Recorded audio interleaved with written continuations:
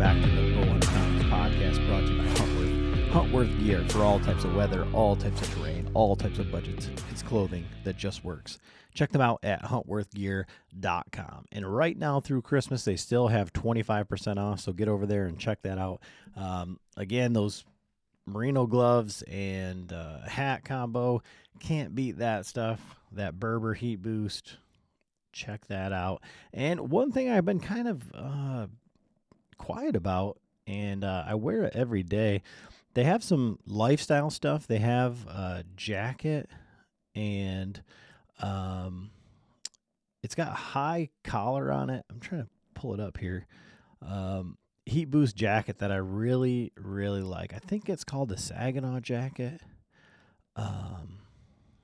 But that one is a great jacket. Oh, it's a Cordova jacket. So it's fleece lined, heat boost. Really got that. It's like a fleece inside. Great jacket for winter, for wearing something out to block the wind. So check that out. 25% off on the website right now. Definitely worth a look. That is the Cordova. The Saginaw is those heat boost bibs, those Berber bibs that I've been wearing. So check that out over there at huntworth.com. And then right now over at Latitude, you can use code BHC to save 15%. And with any saddle purchase, you get a free operator pouch. And those operator pouches are almost like a bino harness on your hip. They fit. The large one will fit both of your ropes. It's got a pouch on the back and a little mesh pouch on the front. Real nice. They're not quite as, floppy. I guess they have a little bit more structure for a dump pouch than their traditional ones, or traditionally what we would see in a dump pouch. So I've really enjoyed using those this year. Great over there at latitude.com. And definitely always check out our other partners, Canati, Zinger. I can't tell you how many animals were killed this year, just in our group with Canati arrows, or even with Zingers. I think pretty much all of us, except for Jake, on the Rome crew, are using Canati. And I think we killed like 18 animals this year. Some of those were with a rifle. Nate's been killing stuff with a gun, but other than that, pretty much everything else has come from with the Canatis. And then in our Patreon group, our group over there on the Bow Hunter Chronicles opportunist page, we got that spreadsheet. So far, we've killed 107 animals, and we can't break that down into bucks, does, all that, but I'm working on that. But 107 animals this so far, and the reason that we're tracking that is we've talked so much about buck to doe ratios and harvesting does, all of that, and it was just kind of track to see if we're actually doing our part, putting our money where our mouth is, or if we're just chasing after the big bucks or whatever. So wanted to track that, and pretty impressive, I must say. But today's podcast is a well-known guy, a good friend of mine, David Riley, host of the Latitude Method podcast. And we're talking today about his, method, what he does on his out-of-state hunts, a day in the life. And I wanted to talk to him about this because everybody talks about, this is what you should do when you get into the state. This is what you should do, for scouting. This is what you look for. This is how you do it. But what are you doing midday? What are you doing? How are you setting up for the next day? How are you planning the small amount of time that you have? How are you allocating that time? And that's what I wanted to talk to DJ about. I listened to his podcast on his Illinois hunt, and kind of how they approach that. And I wanted him to dive a little bit deeper into that. So that's the basis of this podcast. And like I said, I wanted to pick DJ's brain on those little details in what goes into his thought processes day in and day out as he's on these short little hunts. So, DJ is a great guy, fun to listen to, and as always, I think you guys are going to love this one. Thanks for listening. All right, everybody. Adam back with another episode of the Bow Hunter Chronicles podcast, and we are here with the man, David Riley. I think, outside of, I can say this because he's our good buddy, and I don't think David will, take any offense to this, but like outside of like Lane killing $1 million this year, I think David's like right on that tear. He's on that same tear of like just go kill everything. So he's right in that top tier. And so I wanted to talk to him, and I'm going to title this podcast like A Day in the Life, because that's what I want to talk about, is going on those out of state hunts, or when you're, out of your element, and the process, trust your method, that process and the evolution of that as you're hunting out of state and in these places. So, how have you been, David? It's been a heck of a season for you. Man, well, first of all, thanks for having me on, and congrats to you. I mean, you shot a bear this year, which is freaking awesome, right? Like, I know that's something you've talked about for a while, and then do it on like at your own home camp like that. That's pretty sweet, especially like when you wait so long for those tags like that. And it's, growing up, black bear hunting doesn't ever, like, I remember when I was growing up, Adam, black bear hunting never like correlated with Michigan for me. And then all of a sudden I was like, oh, you can go bear hunting in Michigan. And so congrats on that. And then you got a Kansas buck also, man. So you've had an awesome year. But dude, I've been good. We're coming off of I don't want to say a long fall, because at the end of the day, the fall for me this year was 2 months, October and November, but everything's good, man. Family's good. When you reached out to me about doing this podcast, you said, I know you're probably headed south soon, and you're correct. So that's what's next up. But man, everything's going good. The girls are they're ready for Christmas break, as I'm sure your kids are also. But all is well in another blessed fall over here for me. Yeah, and so the last couple times we've talked on the podcast, you really, outside of maybe the one trip to Iowa, I believe, hadn't really been hunting out of state because of everything that you've got going on with your girls. And that's just been a kind of a new evolution over these last couple of years. And like I said, a day in the life. So for you, when you're going out of state, because I think that's one of the things that's the most intimidating, especially when you're doing it yourself and you haven't gotten a chance to go out and scout. What is that process and your timeline? Because maybe you have a longer timeline, so it changes things. Yeah, you brought up a couple key words in there. Iowa, that was back in 2020, and outside of that, like, I just kind of started travel hunting back in 2023. So I don't have like a decade's worth of travel hunting, but I now at the end of the 2025 season, I do have a handful of years and samples to work off of. And you also brought up the word about scouting. And that's what's very interesting with travel hunting for me nowadays. And I'm going to be completely honest with you. Over the last year, coming off my, the 23 season and then the 24 season, I did a lot of reflecting of how the falls played out, and success can be measured in a different ways. So I don't want to say how success came about, but let's just say like how tags were getting filled. And the reason I was having to look back and ask myself a lot of questions, because I was traveling to Kansas and Illinois and Nebraska, and then this year back to Illinois and Kansas again.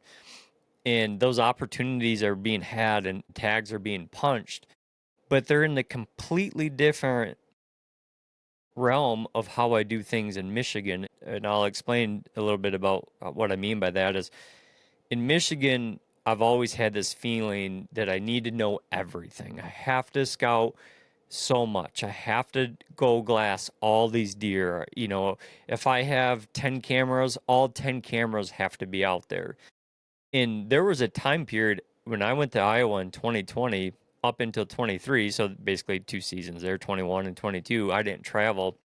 But part of me not traveling was not just because, of family, having a young family, but it was also this, like I told myself that it's not worth going out of state if you can't go scout because you won't know anything. And that's what I used to tell myself. But for some reason, when the 23 season rolled around and there was a trip to Kansas, I knew I was going to go because, I'd been, had a point and I was going to cash that in. But I also knew, 14-hour drive, 12, 13, 14-hour drive to go out there to Kansas I wasn't even going to ask the family if that was okay. Like I was just going to completely leave that alone. But I went out there and I just treated it like it was the unknown, right? And, just go out there, put my boots on the ground, some light e scouting, put my boots on the ground, and just get to work. And anyone can do that. And I truly believe that. Now, the one thing that I do think is a little bit different is because I'm always reflecting, how are situations like this playing out for me?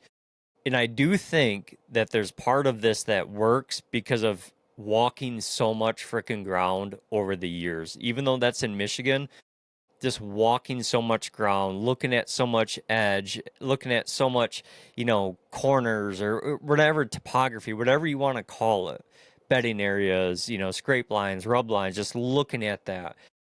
I've seen so much of that in my home state that I do think it shortens that learning curve that when you do drop out of state into an area that you've never scouted and you're giving yourself 24 to 48 hours to scout, then try to kill a buck, I do think that helps tremendously.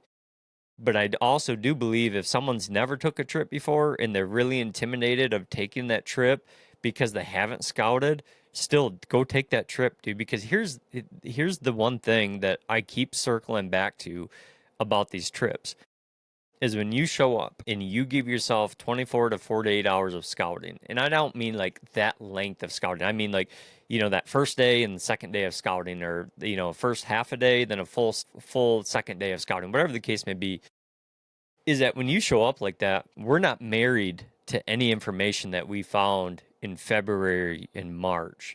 And there's still valuable information to be had if you can take those trips at those times. But if you can't, and you show up to hunt, and you're scouting that first day or two, you are reading the here and now. You're not married to a spot. Let's say Adam, me and you, we go out to Missouri this next March and we go scouting and we find it. We find the spot. Dude, this is it. You said, DJ, this is where I'm coming back to. I want to be here. Our trips, the first 10 days of November, I want to hunt here because, dude, look at it. It's red hot. And we'll even say that animal that laid down that sign is still alive.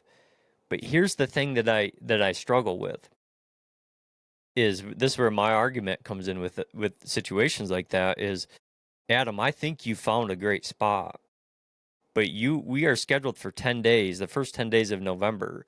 We don't know if that spot is good during those first 10 days of November. That spot could be a great spot, but is it great 10 days before we get there? Is it great 10 days after we leave? Like that's the part that's for me is like why I think you can drop in scout and hunt areas because you're just reading the here and the now. So it's been very eye-opening doing that out of state, and I'll be honest, I took a little bit of that playbook, actually probably more than a little bit. I took a lot of that playbook and brought that to Michigan with me, going into the 2025 season this year. And so for that, like when you say a light bit of e-scouting, and it's funny because I was just having a conversation about this yesterday with a guy who's hunting a new piece of property in his own state. And I say, I mean, I'm the worst at it. I say that you need to hunt out of state in your own state because that's what, just exactly what you just said, being married to a spot, like because it was good last year doesn't mean it's good this year, doesn't, all of that stuff. So when you're saying that light e-scouting, like what is it that you're looking for? What does that do for you? What that e-scouting, because You talk about, I don't know how it works in Illinois. I know that being in Tennessee, we were looking at these different like WMAs and stuff like that, kind of like areas that we were going to be. Kansas, you have these units that are 90 miles across and you have two of them. Mm-hmm. So, like, what does that e-scouting look like to you, that light little bit of e-scouting? Yeah. So this could go for wherever you're hunting, Kansas or Illinois, whatever the case may be. But I like to find areas like I'm not a big, vast public land acres type of fan. Like I'm just not. I like a lot of times I like smaller pieces, maybe something sub 2,000 acres, or, it can be 60 acres, it could be 170 acres, something. When I look at something and know that when I arrive, there is a ticking clock. I look at stuff that what can I figure out in a couple days time? So I'm not trying to boil the ocean. All I need to do is boil a pot of water. And so with that, let's just say we show up to the state of Missouri and we show up there. I'm going to usually find myself in an area that will have maybe 2 to 3, 4 if I'm lucky, pieces of public land or walking ground, kind of somewhat all maybe inside the same county. Something that I can bounce to or maneuver to if I need to, like have another option. But what happens when I'm talking about e-scouting is in forever all your listeners, like a lot of the stuff I'm talking about, I'm just gonna say that I've done it probably the wrong way. So I've learned a lot of this stuff. Like this is just my method of doing it. So a lot of like what I'm about to say with the e-scouting, to me, like I learned the hard way. Like I've made all those mistakes and now I've kind of changed my ways with them. Before, if you and I were headed to Missouri for a week-long trip and we kind of honed in on an area, I would have picked a piece of public land and I would have been dropping pins after pins for months on end leading up into our trip. And I would be, I'd be like, man, I probably would have screenshot the map. I'm like, dude, look at all the stuff I've got. And then I found that I would, if that was the case, I'd show up and I'd be like, hmm, I wonder where I should start now because I have 67 pins on one piece of ground and they're all what if maybe spots. And I've really changed with that. So let's, for an example, we have 3 public land spots picked out, 3 separate public lands, all in one county. Well, each public land to me, I may drop 1, maybe 2 pins on that piece of public land. And those pins aren't a kill tree. Those are pins of just areas that I believe where could I go in there? Where could I figure something out in a 3 to 4 to 5 day window?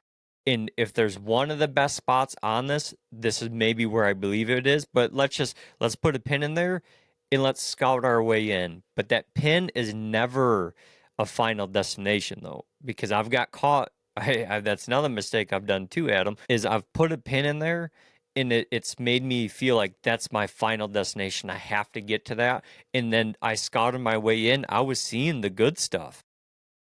And then but my mind is like, I have to go to this pin because I dropped it e-scouting. Like, I have to. I get to the pin and the pin's dog shit. All the good stuff we already passed.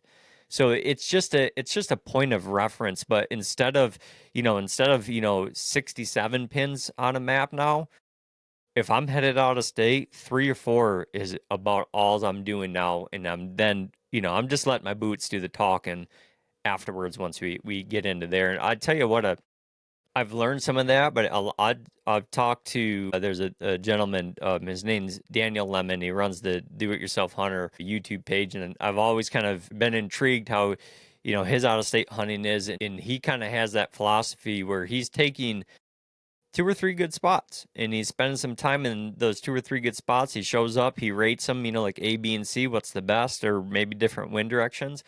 And then he just starts spending time in there until he feels like it's maybe time to go to spot B now, where the wind changed. I have to go spot C or something like that. But you got to remember, when we're out of state, that clock is ticking before that truck has to head back home. So we can't boil the ocean while we're there. We need to find one animal and we need to find one spot we can kill them at. That's our goal. And that sign, or when you're finding that spot, like, what is it that cements you there? Like, what's the thing that keeps you because I'll tell you right now, you go to some of these places where you have, the right buck to doe ratio. You go to these destination spots, and I've not been to Iowa, but I can imagine it's going to be the same thing. You're going to have so much sign to pick through. Hmm.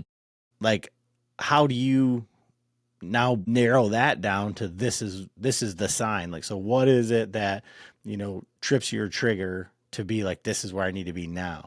Yeah, so that's going to be very like time of year dependent. So we'll go through three examples, and I'm going to leave out late season because I've never really done much late season hunting, but we'll talk about like Nebraska. I've been out to Nebraska for a September opener, and for something out there, I'm looking for an area. This goes for, September, October, November naturally. There's one thing that always will grab my attention first things first, and this can start from e-scouting, but boots on the ground always helps like solidify that. Absolutely love areas that multiple things come together. And what I mean by that, maybe you have multiple edges coming together. Maybe you have two creek systems and drainages coming together in one spot. Maybe it's early season out in Nebraska, and you have a finger of like this creek bottom finger, and you got corn on one side and beans on the other side, but all of a sudden you find that they start coming together pretty closely, but then you got a crossing around that creek or that ditch system. So that's, there's two fields, that's two things coming together for me there. That creek's right there, that's a natural edge in my opinion. There's three, now we have a crossing, that's four. We just have a lot of things coming together. It's almost like a four-way stop sign. Like everyone's got to go through that four-way stop sign. Everyone has to. Like, it's, say that four-way stop near your kid's school. Like everyone has to go through that area, and I look for that a lot. Say it's an early season. Out in Nebraska, like for what I was looking for was, I was looking for a lot of like, browsing pressure, but an area where I could see multiple things, those hard edges, and I find myself in and around rivers and creeks and ditches quite a bit nowadays. I don't know if it's because I look at them as a natural edge. There's actually, to me, there's like two edges, one on each side of that. And I just see a lot of deer travel those. So, that's how like an early season one would be feeding, that browsing pressure, whether it's on beans, whether it's on corn, whether it's on natural browse, alfalfa, whatever the case may be. But it's not just going to be on a random edge where there's food. I want, maybe it's in a corner where there's two edges come together, and then there's a creek behind it, something like that. But when it comes to October, boy, it's pretty hard to pull me off of scrapes in October, and I like finding those scrapes right outside the edges of those bedding areas. But just like we talked about, I don't want a hard edge. I'm sorry, not a hard edge. I don't want just a straight edge in September. Well, I definitely don't want a straight edge in October or November either. I like when there's those breaks and those edges, where that river's got a big oxbow, where there's a change in it, where the crossing. But when October comes around, if I show up to a spot and I'm looking for what I'm looking for sign, I'm looking for those hottest scrapes, and I don't care if it's October 1st through Halloween, no matter that time of that month, the hottest scrapes. But then if I can get a big like a multiple scrapes, multiple rubs, all in one condensed area, and you can identify like that those are outside, especially like some doe bedding area in late October per se. Like that's kind of the name of the game I played in Illinois this year. That really catches my attention. But then, so September, food and multiple things coming together. October's not that much different. I'm just going to take the food. Instead of food, I'm going to take, the scrapes. If I can get scrapes and multiple things come together right outside those bedding areas, that's kind of the name of my game on a short trip. How can we find one fast? And then November changes a little bit, because obviously I'm never going to throw away what looking for sign, but what I am going to start paying attention more to is topography and how the way of that land flows. Because now I'm starting to think about what's the easiest way and most efficient way for a buck to be traveling and looking for a doe or checking doe bedding areas. And I tell you what, that I had a guy in the podcast, Dylan Hazen. He said something to me that really caught my attention. And this was back in like the spring of 24. He said there gets to be a point in this. He's talking about hill country here, Adam, but I think it can be applied anywhere. He says, there gets to be a point during the rut that I throw the sign out and I'm just hunting terrain features instead.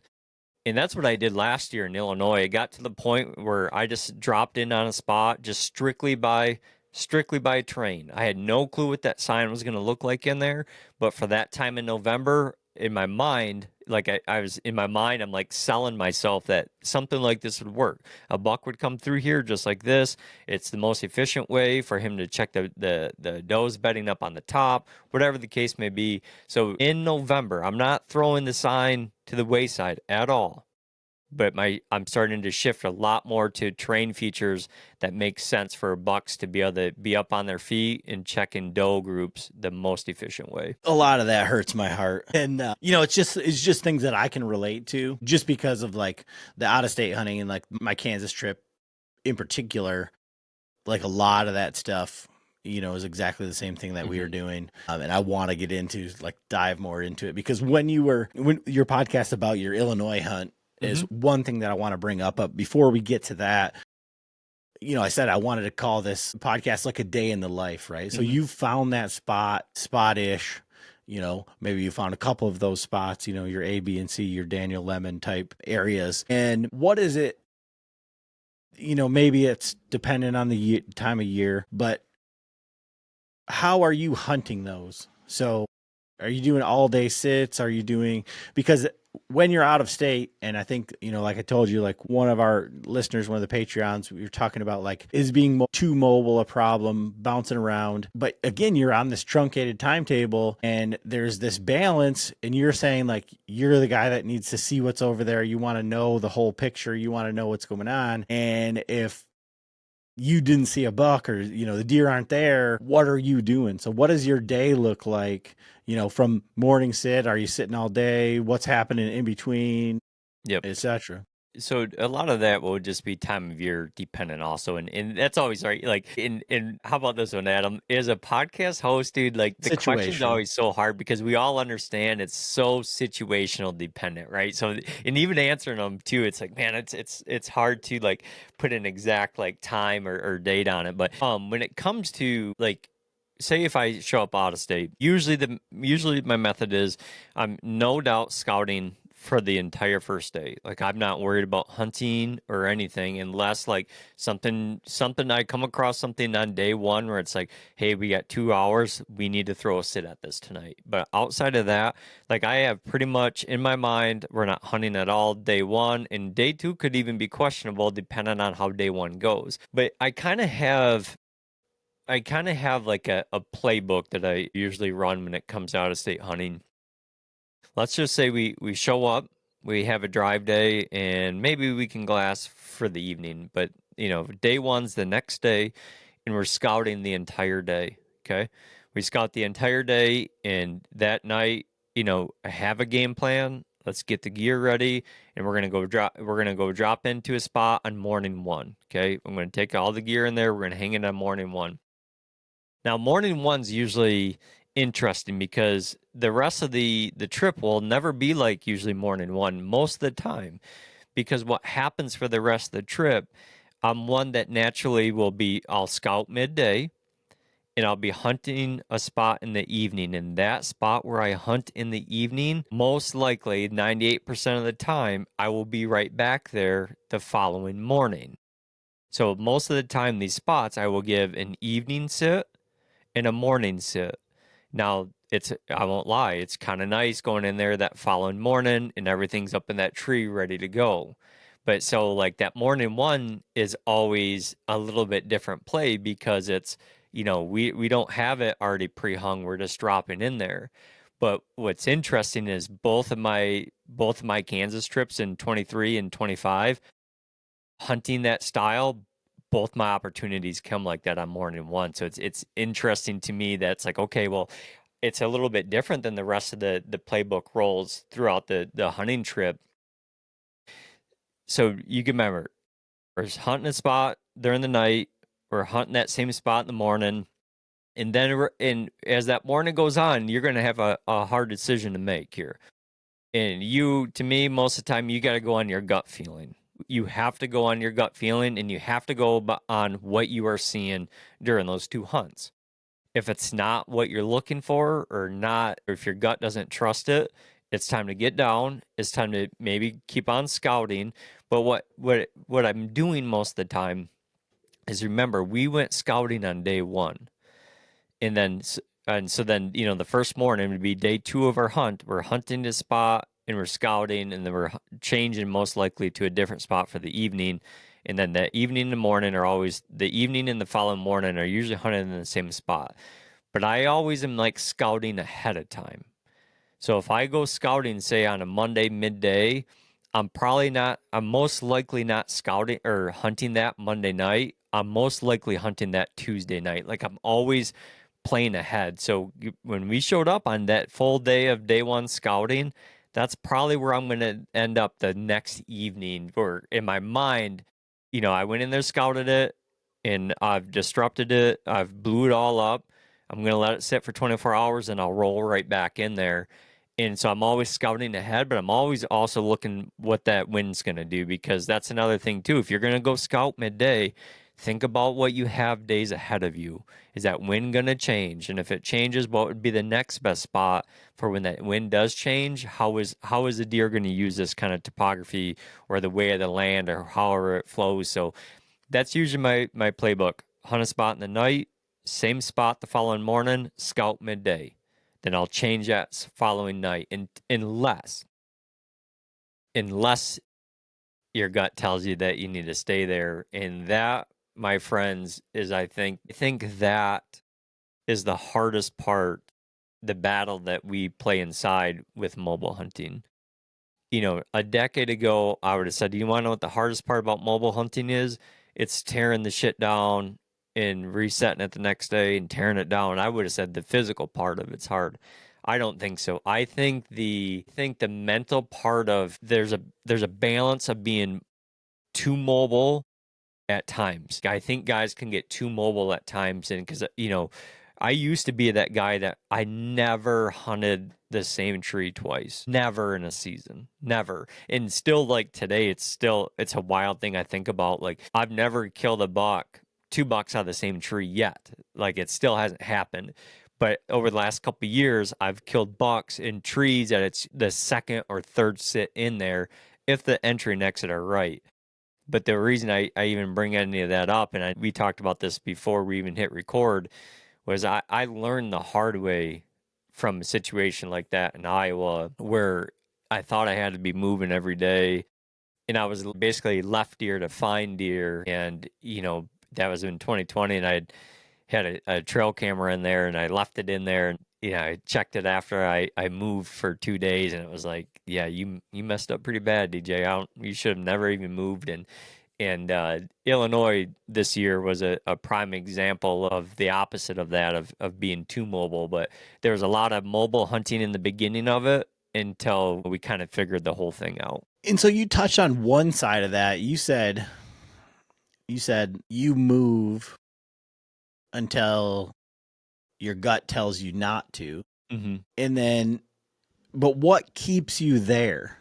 Like, so that's the key, like, you could say, well, your gut keeps you there, but like the situation that we had in Kansas, like in hindsight, like hindsight being 2020, and the things progressed so quickly that we probably would have went back there, but like thinking it over, like that's where we should have been hunting, I think. Mm-hmm. But being too mobile, and that's why, and that coupled with the questions from the listeners is like, for me, we moved midday, set up to like where to like what I said, your description of that like pains me.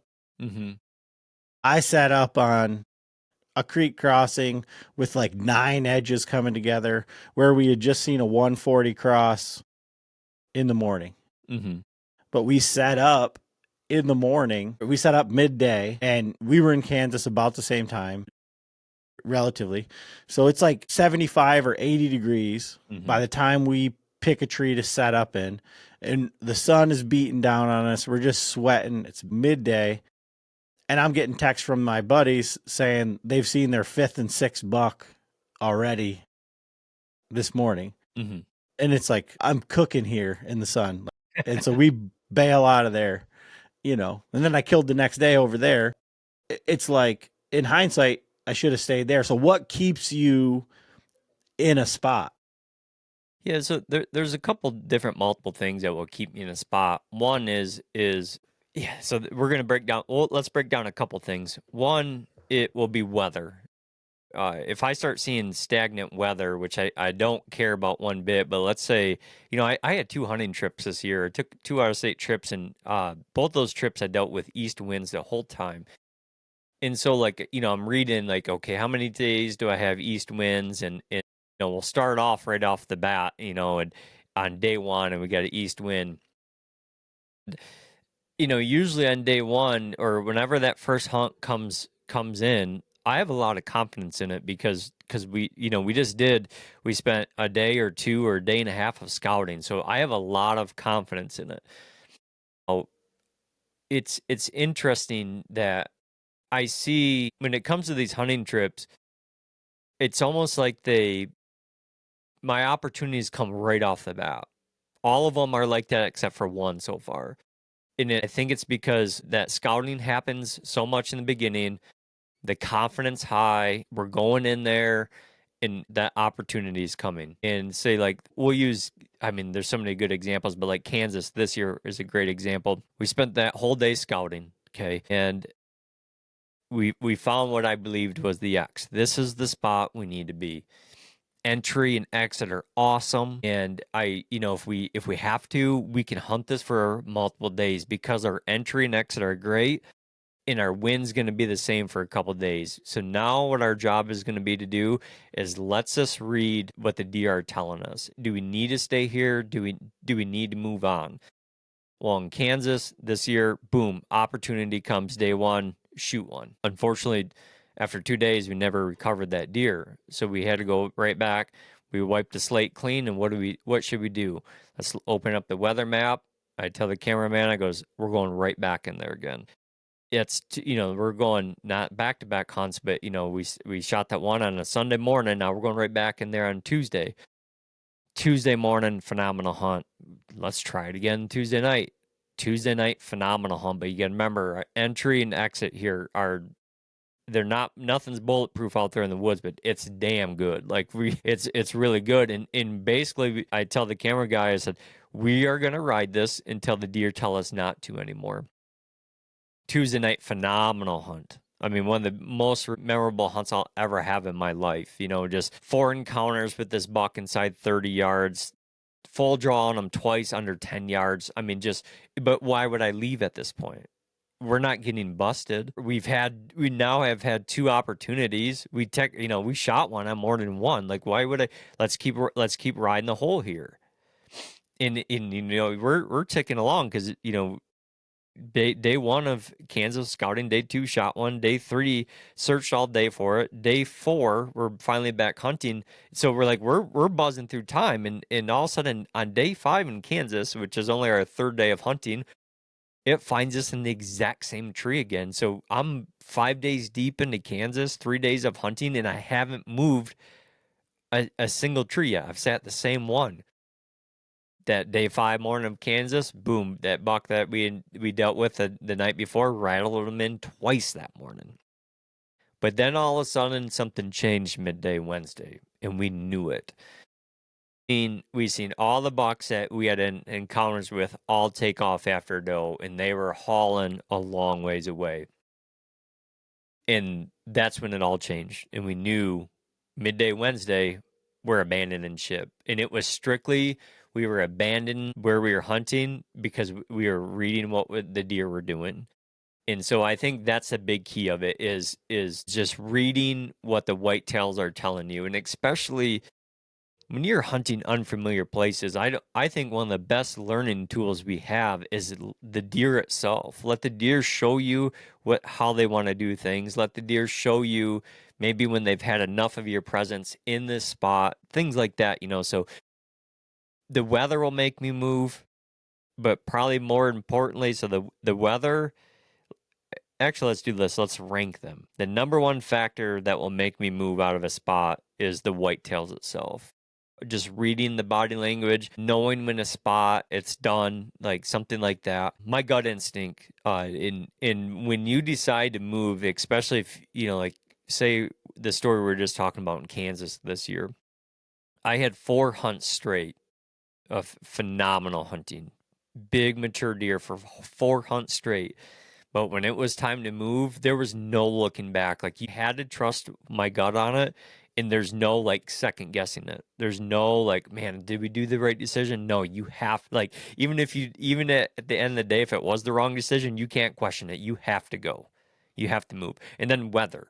Because the more I'll play this game, the more I will push the limits in a spot on an out of state hunt. Because like we said in the very beginning of this podcast, that clock is always ticking when we are on the road. Are you like you're willing to leave a spot on the second to last day just because maybe the wind's kind of a little bit crappy and you already know that on your last day you can't hunt it at all, but you're gonna kind of leave it the day before just because it's kind of crappy? No, I'm gonna full send it there because there's no way I'm driving home.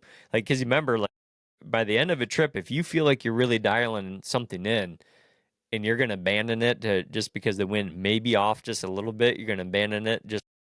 Just that littlest bit of wind is messing with you, and you're going to go abandon it to go try to find other deer, knowing you got a big deer around. No chance. One or two things are going to happen here, Adam. We're going to kill that bastard, or he's going to be in the next county because he knows that we're after him, and I'm okay with both of those. That's exactly how I killed my buck in Tennessee last year. Mm-hmm. The BMA was closing that day. That was the last day we could hunt it. The wind was kind of off, and it's like you shoot him right here, or he's gone. And I shot him right there. So that was it, But we played the same thing. It was like we knew there was bucks in there.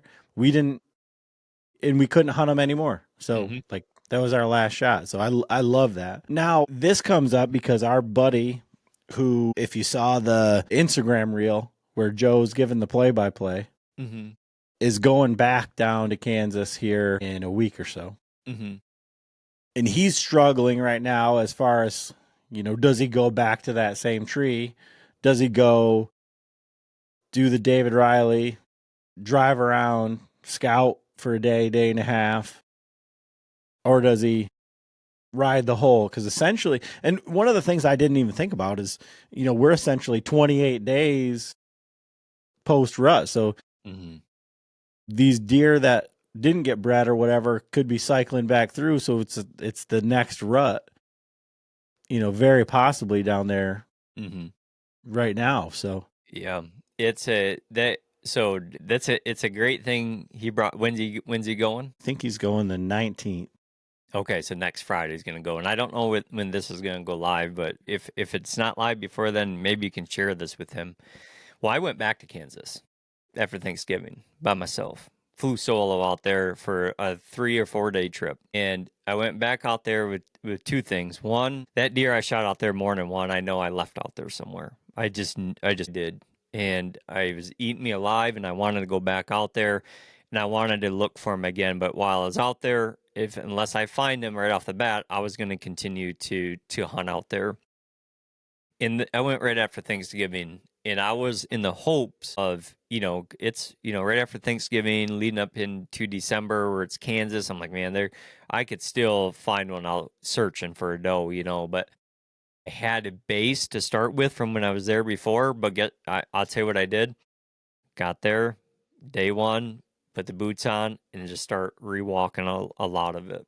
Now, I got snow out there, and we get about 8 to 10 inches of snow out there, and hopefully it doesn't. I'm hoping for some late rut stuff for your buddy, because what it turned in for me is we had single digits overnight. It was absolutely miserable hunting. 8 to 10 inches of snow on the ground. It almost it felt like it shocked those whitetails to a point that what I was seeing was straight late season activity. Food to bed. And I didn't, a lot of the stuff I was hunting, some of the public, like some of the public had a little bit of food on it, but it got to the point that I recognized, I was like, the best thing I have is to go find cover. And I did that. And I got into does every morning and every night, a pile of does. And it got to a point that, like, I was literally on a short 4-day or after Thanksgiving, and I'd never seen a buck messing with any of those does. But if I was going right back out there, I would run the same playbook. He's got a little bit of a base knowledge of what he had seen the month prior, to going back out there.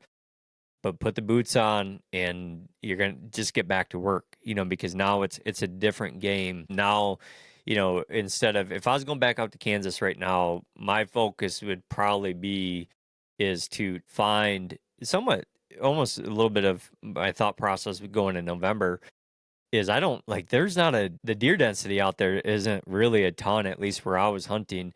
So if I could find some does, that was where my concentration of effort was going to be. And if I was going back out there hoping for a late straggler rut buck, that would be it. Is where can I find the doe family groups? Because if he's going to come check them for one last time and try to, get one that's smelling right, that's probably what the name of the game I'd be playing out there. So from that, we kind of went through like how you break down those things and kind of like the way that you went through your Kansas trip. Now, one thing that you've touched on but you haven't really gone into, and again, your Illinois podcast, I would recommend everybody goes and listens to it because there's some great information in there. But you've touched on it a little bit that you had a cameraman for the first time this year. Mm-hmm. And so that was a different experience for you. And then for you to be going down to Kansas, because that's new to me. So for you going to Kansas that second time, what are the differences in flying like completely solo and then having that second set of eyes in the tree, second set of like someone to bounce ideas off of? Do you feel like it was empowering? Did it help you?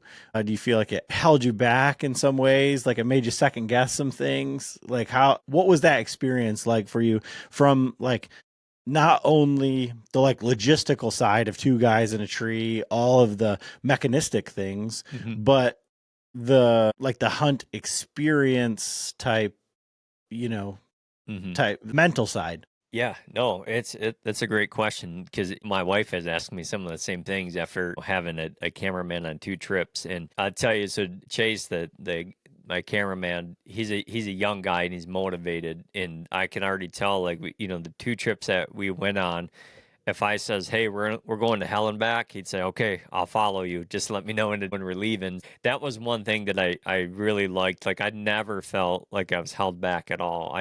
Like even when the footage comes out of the 2 trees, the one in Illinois and the one in Kansas, these trees that, we killed that buck in Illinois, then, like I said, we left one out in Kansas somewhere. These 2 trees, like it was never a question of, oh man, I don't know if it'll be good for a cameraman. Like it was no, he'll figure it out. Like he'll figure out how to be in there because that's the X. That's where we have to be. I'm going to talk about a couple situations that, especially in Illinois, that I look back on, and I've never been a cameraman before, and if I was, I'd want to do exactly what Chase did in this situation. So in that Illinois hunt, we were in a really tight spot that we were hunting, and we had hunted our way through this whole system in Illinois throughout like the first 3 days, kind of figured out where we needed to be on day 3 or 4, I believe it was. We were hunting a really big deer. We had found a big deer on the first day there, and I knew for the rest of the trip that we were going to give this deer everything we got, and we were going to ride it out in the spot. So over the next, basically 3 days, we were going to hunt this area. And you had to be a trooper in there because all of those hunts, we pretty much got skunked. And we weren't missing any hunts every morning, every night. And when our opportunity came on the second to last day, it is very tight quarters in there, and we're very low on the ground. And we knew that most likely when a deer comes in there, they're going to know something's off. There's one tree in there and there's two humans in there, that when this happens, it's going to have to happen quick.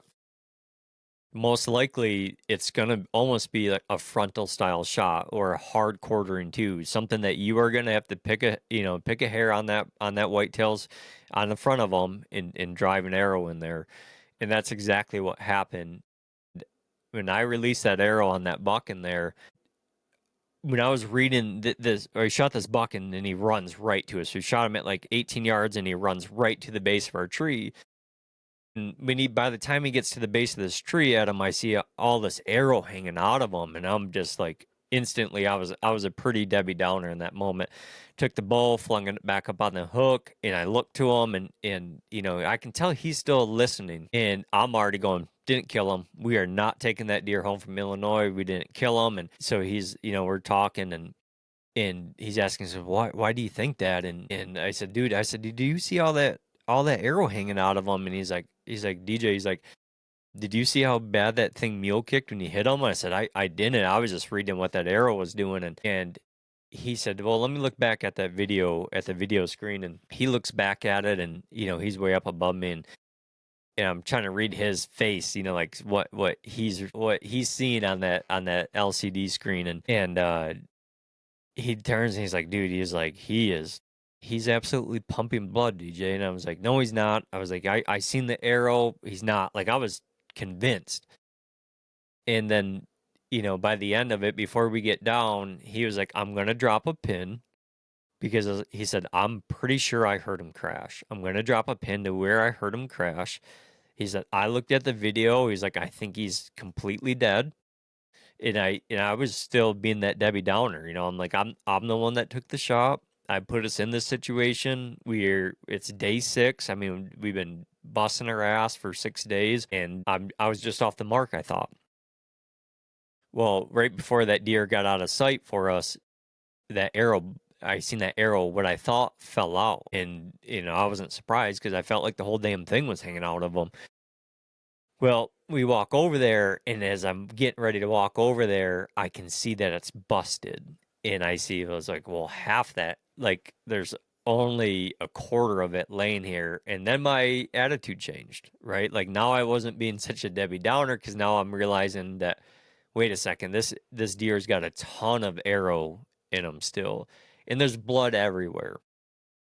Well, long story short, and I shoot that deer, it drives, you look at the footage, it drives in him, and then as every step he's running towards us, that he keeps driving the arrow back out of him, in front of him, and eventually it busts.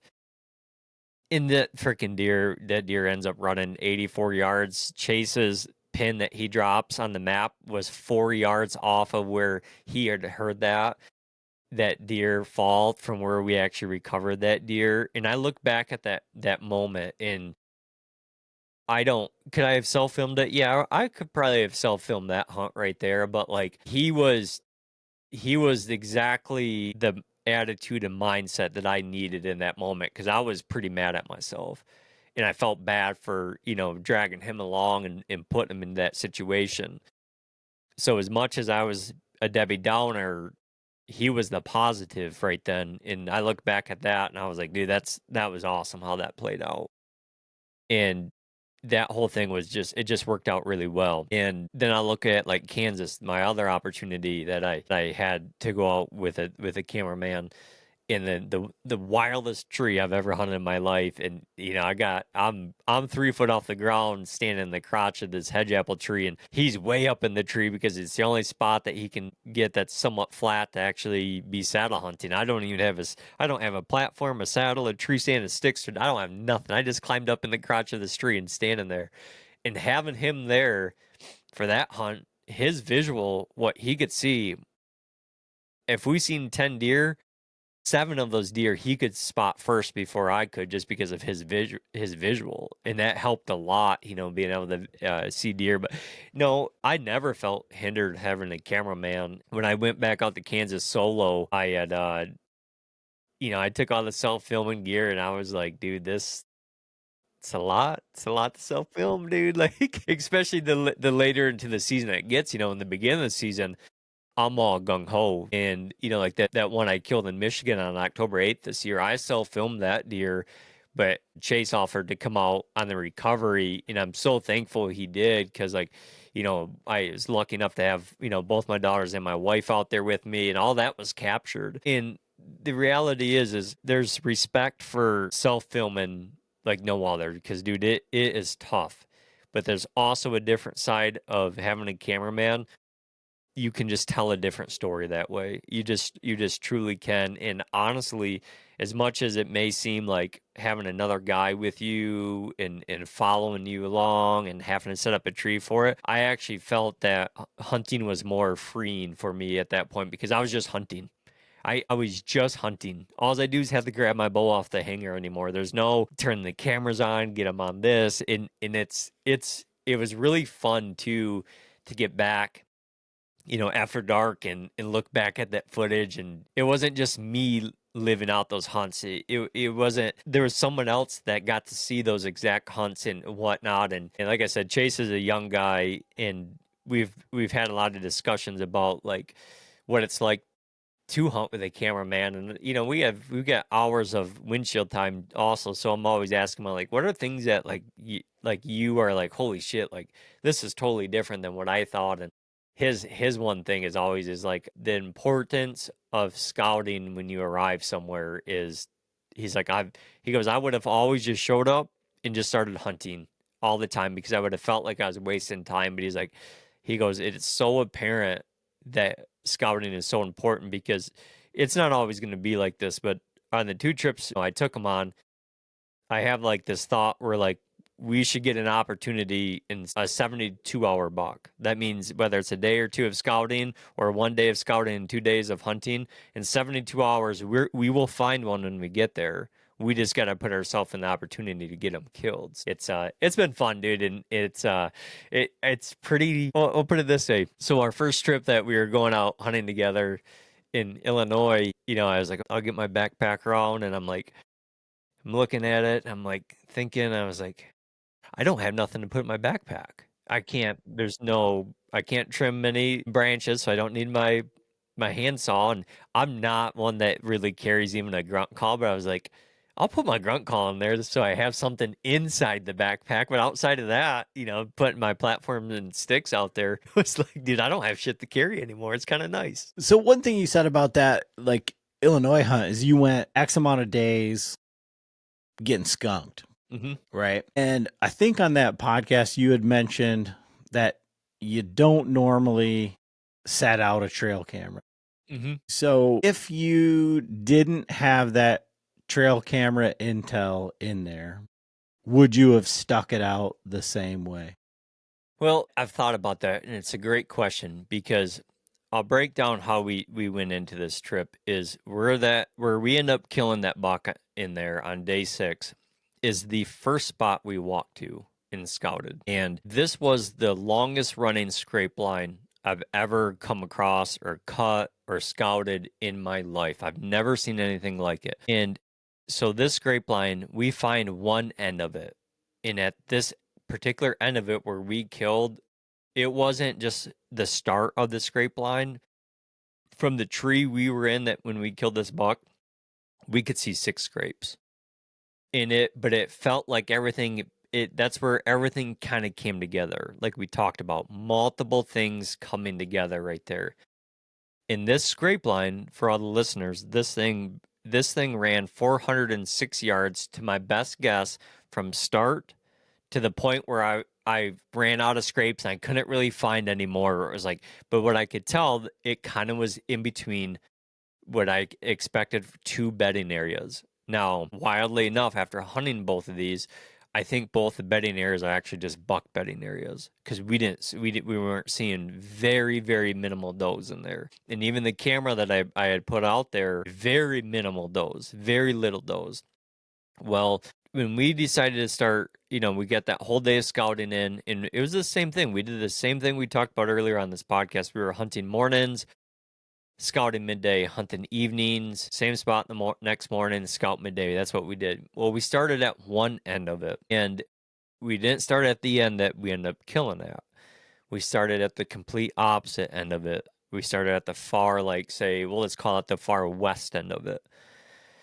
And looking back, it was probably, we started there, it was probably the easiest to access, and we could start, I knew we had to start at one end or the other, and we just picked, well, this one's going to be, this one will be the easiest to access. It's really tight to one of the two bedding areas.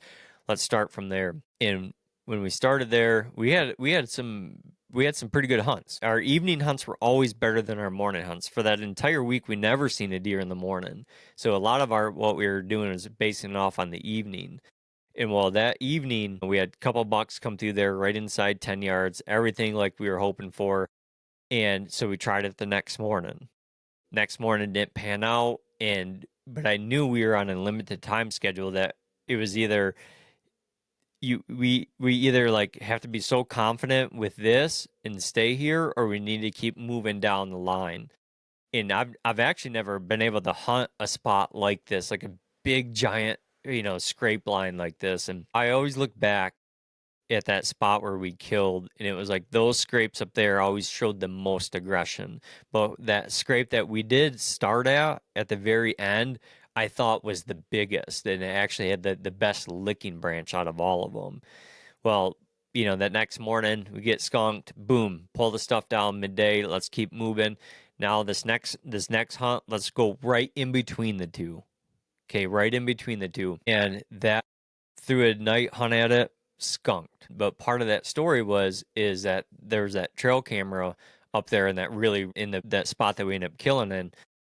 Well, that trail camera had two bucks on it, and we didn't know it till later that night because nothing's got cell phone service out there, and it was two small bucks.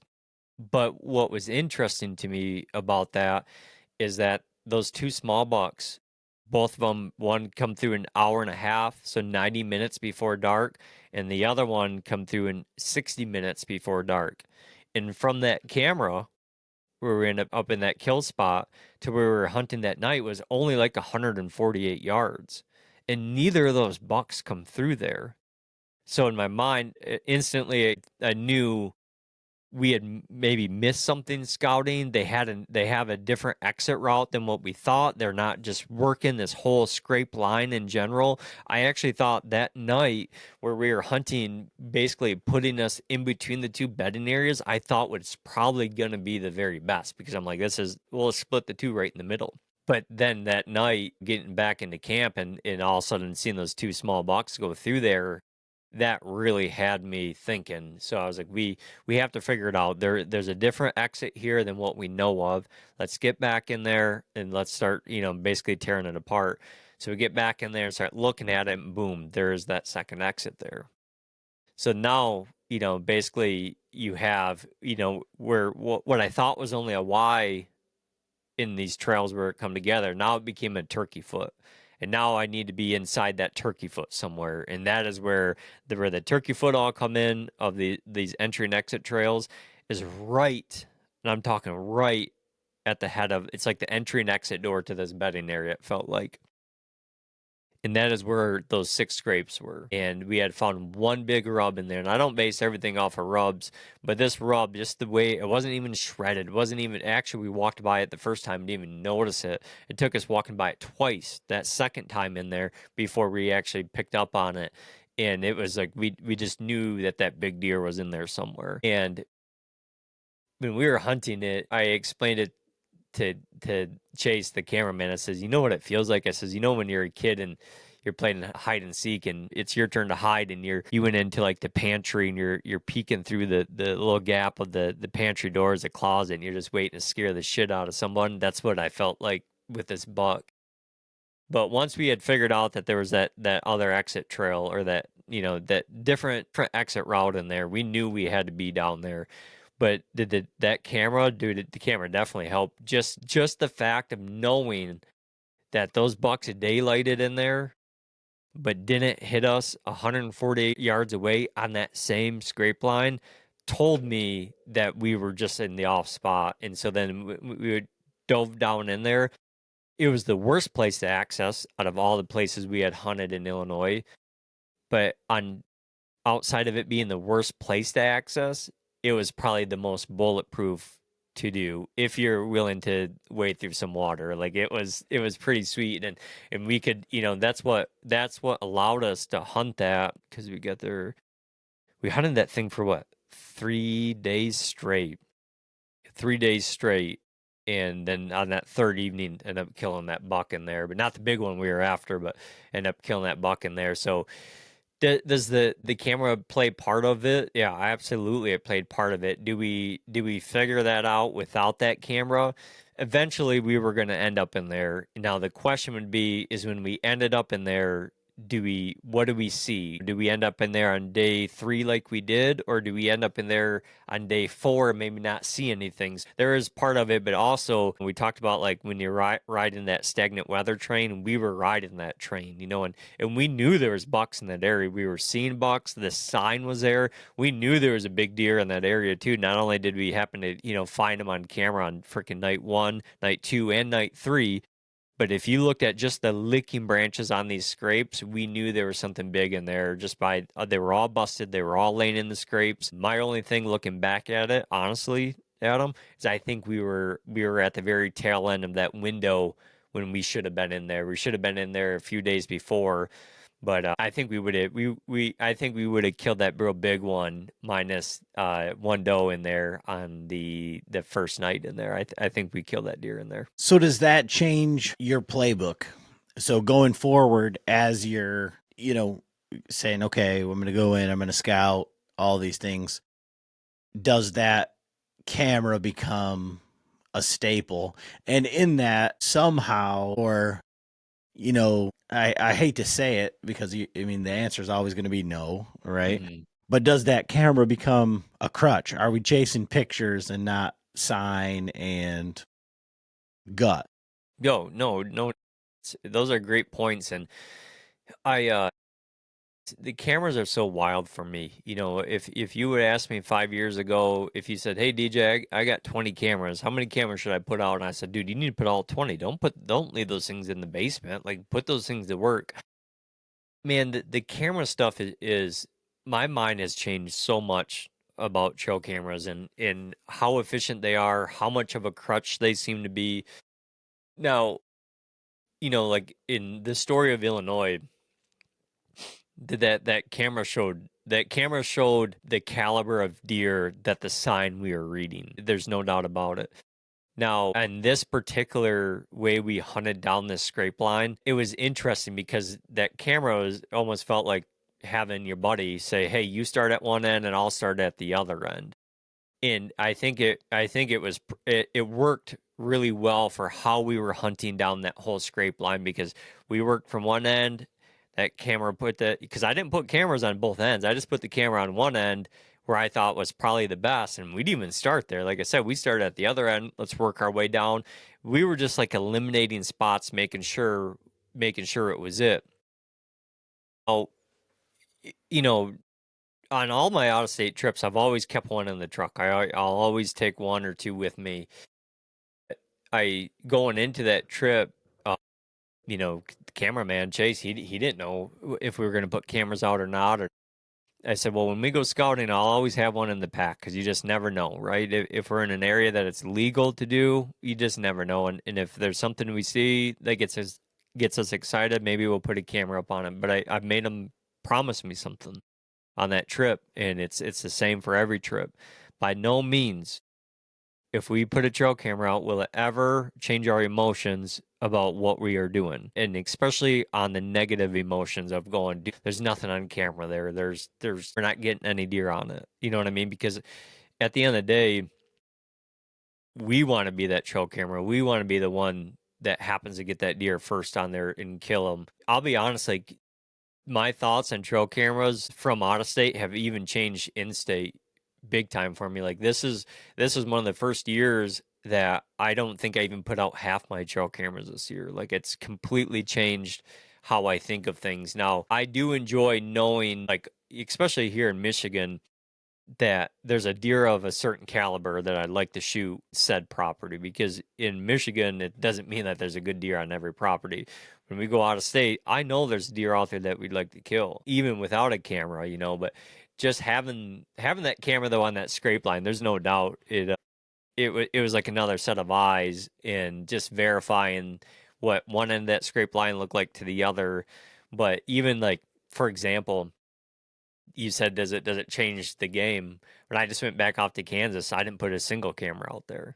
You know what I mean? So it's like it's just the situation. How a lot of times you in all honesty, and it almost sounds like a lazy way out. But when it comes to trail cameras on these out of state trips, I think they're sometimes more of a pain in the ass, because at the end of them, you got to go freaking pull them all and take them home with you. You know what I mean? Where it's like, dude, I deployed two or three cameras, and they're spread all over the freaking place. And we're done hunting, and now I got to go in there midday and go pull them all before I go home. So I'll always keep the tool in the toolbox, whether it leaves the truck or stays in the truck. That's just reading the situation at hand, honestly.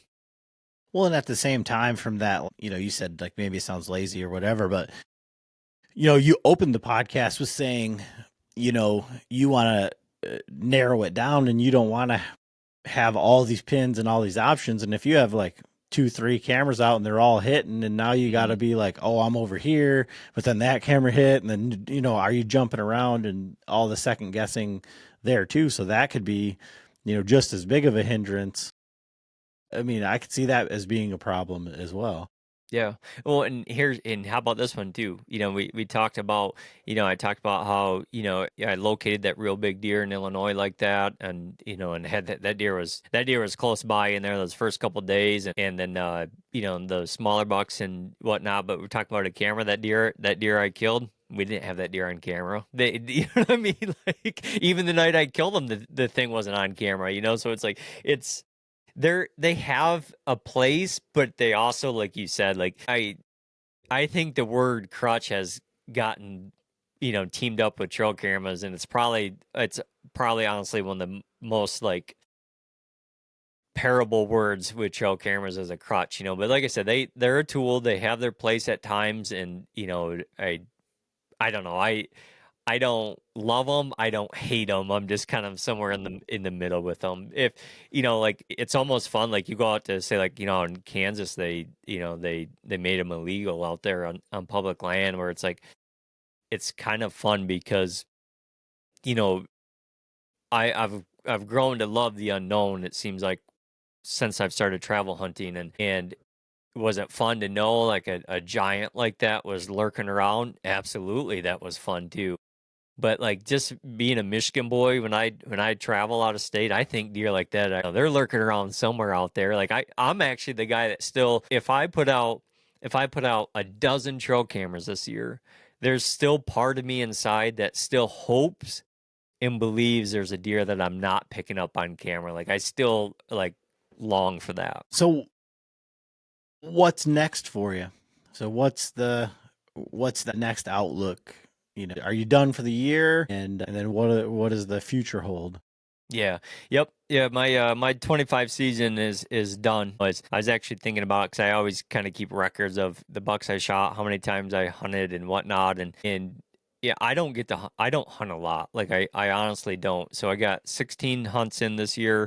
I hunted 4 times in my home state of Michigan. I killed the one buck on October 8th, and honestly, I never, after I killed that buck, I never had like this giant desire to go hunt another buck here in Michigan. And I knew I had 2 trips coming up, and I was really looking forward to those.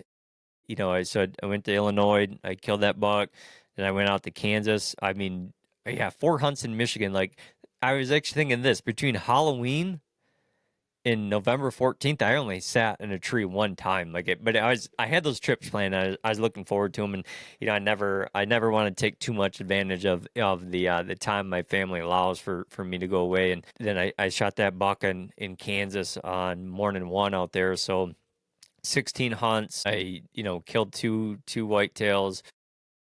I lost the one in Kansas. That would have been 3. So it felt like a very, I still feel like it was a very blessed year. And moving forward, dude, it's wild because like we talked about some of this out of state travel and has really changed my mind or thought process on things even in my home state. Because for an example, like even this year in Michigan, man, I was just on a freaking bender to go find some new ground this year, and I do that every year, and just happen like just never works out all the time. Well, this year I finally got a new piece of ground, and what was funny is I went and scouted it 2 or 3 times, but after that, I had some base knowledge of the way of the land, but I almost like I wanted to treat it like I was going out of state, Adam.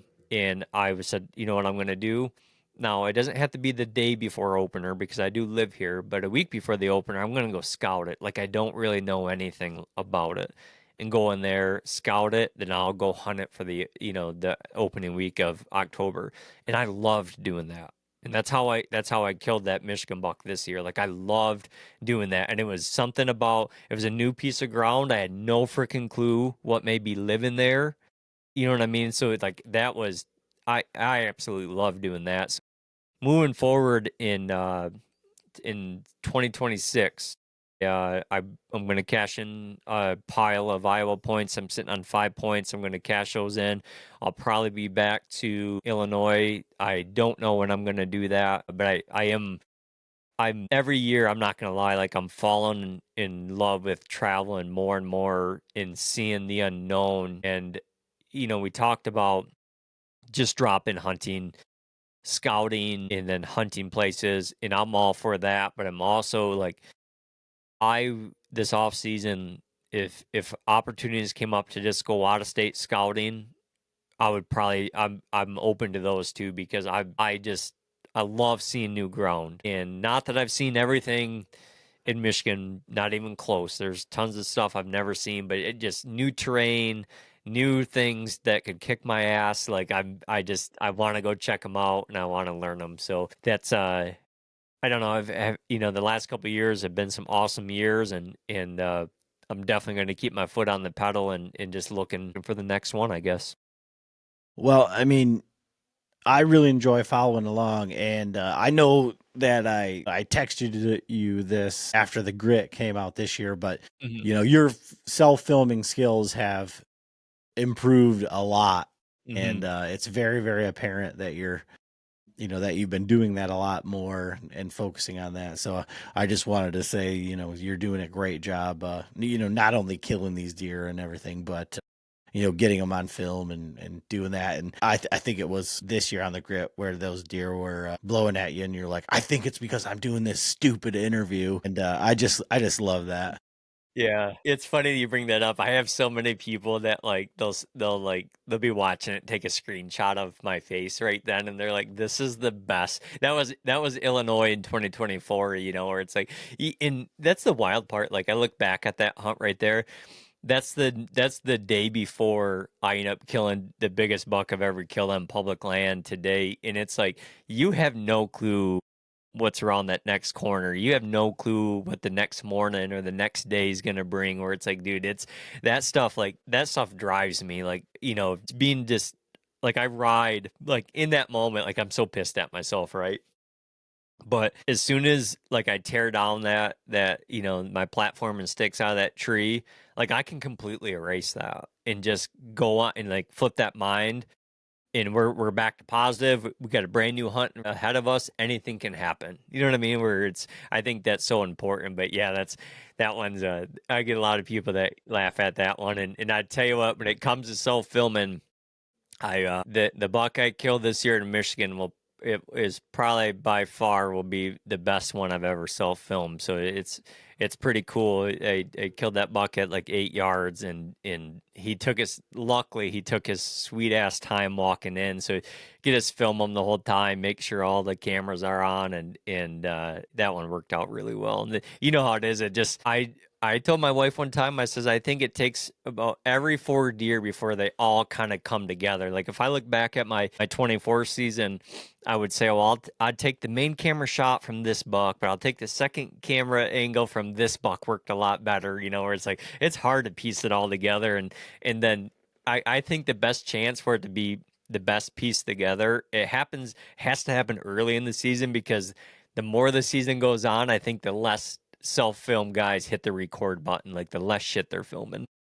No, absolutely. And that's, I'm a broken record about the Insta360, but I just think like you could tell a whole story with that, and it's the ultimate safety angle for that self filmer, and that gives you no excuses, at least. Yeah, I know it's I know that you reached out to me and told me about it, and I got a couple guys I know and they're running them now. And it's funny, I had one of my coworkers, he's looking to get like a GoPro or and I said, well, if you're gonna spend the money, I'd get this one instead. And he's like, do you have it? And I was like, well, I don't have it, but I was like, if I was to spend money right now, that's the one I'd be getting, no doubt. Yep, yep. Well, I mean, I just love following along, and I really appreciate you taking the time to come on here and kind of go back through some of this stuff. So I really appreciate you taking the time, DJ. Yeah, no problem, buddy. Thanks again for having me on. And I know I can get long-winded sometimes, and I just love this stuff, man. And I'll be honest, for anyone listening, you may have heard me a couple years ago on podcasts talk about one thing, and now I talk about another thing where it's like there's new ways I'm falling in love with whitetail hunting, and I hope that continues where I just keep finding different ways, new terrain, different methods of killing bucks. I think it's awesome. This isn't just a cookie cutter way of doing things. There's a lot of ways guys can do this. And when we're talking about going back and checking out your hunts and hearing these stories, where can people go find all that stuff? Yeah, so some of my hunts from the 2024 season, you can find that over on Latitude's YouTube channel. It's the Grit series. Well, actually, I think I got a hunt or two on there also from the 23 season, so the last two seasons, and then I run the podcast for them, the Method Podcast. We drop episodes every other Wednesday, and just have a lot of kind of DIY style bow hunters on there, and tell some stories and kind of share what those guys are all about. And then on my personal Instagram page is D Riley Jr. and then the podcast page is Method Podcast, and we can kind of keep up with there. And I've tried to this is something I've been thinking about often lately this last years. I've tried to share a little bit more of things because this is supposed to be fun, right? And it's been like I've been so secretive when it comes to whitetail hunting for so long, and I get it, right? I've been burned in the past for being too open, but it's like hearing guys' stories and following along with what they're doing. That's fun. This is supposed to be fun. So I've been trying to be a little bit more open with some of that stuff and talk a little bit more openly about hunts and breakdowns in the podcast that I do. But that's where you can find what I'm doing. Awesome. Well, I appreciate it, and I'm looking for the next one. So